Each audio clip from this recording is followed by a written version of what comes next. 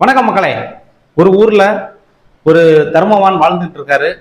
வருடம் 365 நாளும் தர்மம் செய்தே பழக்கப்பட்டவர். அவரால் ஒரு நாள் கூட தர்மம் பண்ணாமல் இருக்கவே முடியாது. அப்படி ஒரு தர்மம் பண்ணலைன்னா அவரால் இரவு நிம்மதியாக தூங்கவே முடியாது.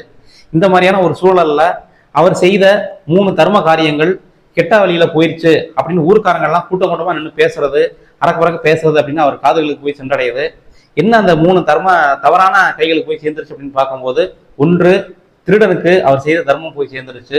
ரெண்டாவதா, ஒரு விபச்சாரம் செய்யக்கூடிய ஒரு பெண்ணின் கையில் அவர் தர்மம் சென்றடைஞ்சிருச்சு.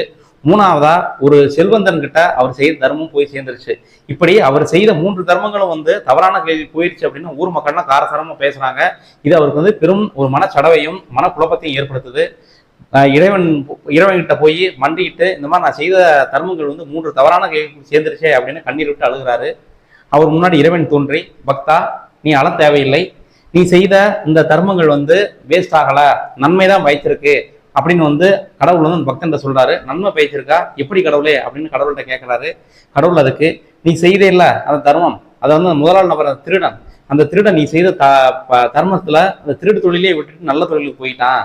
அந்த விபச்சாரம் செய்யக்கூடிய பெண் அந்த விபச்சார தொழிலே விட்டு அந்த பணத்தை வைத்து வேறு நல்ல தொழிலுக்கு போய்விட்டாள். அந்த செல்வந்தாகிய நமக்கே ஒருத்தன் தர்மம் பண்ணும் போது நம்மையே பலருக்கு தர்மம் பண்ணக்கூடாது அப்படின்னு மனம் திருந்தி அவன் பல பேருக்கு தர்மம் பண்ண போயிட்டான். ஆக நீ செய்த இந்த 3 தர்மங்கள் பலன் அடிக்காமல் இல்லை, நல்ல வழியில தான் போய் சேர்ந்திருக்குது, நல்ல கையில் தான் போய் சேர்ந்திருக்குது. ஆக நீ வருத்தப்பட தேவையில்லை அப்படின்னு சொல்லி இறைவன் மறைஞ்சிட்டாரு. இதை கேட்ட அந்த தர்மவானுக்கு மிக்க மகிழ்ச்சி. மறுபடியும் அவர் தர்மம் பண்ண எப்பயும் போல வழக்கம் போல சென்றுட்டாரு.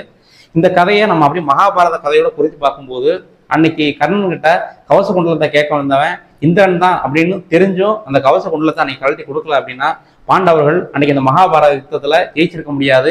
அப்படி ஜெயிக்கலைன்னா தர்மத்தை நிலைநாட்டிருக்க முடியாது. தர்மத்தை நிலைநாட்டலைன்னா உலக மக்கள் கஷ்டப்பட்டு இருப்பாங்க.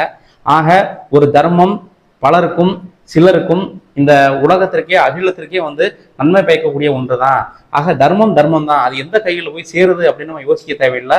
தர்மம் என்பது தர்மமாகவே போய் சேரும் அப்படிங்கிறத இந்த கதையின் மூலமா சொல்ல வந்திருக்கிறாங்க.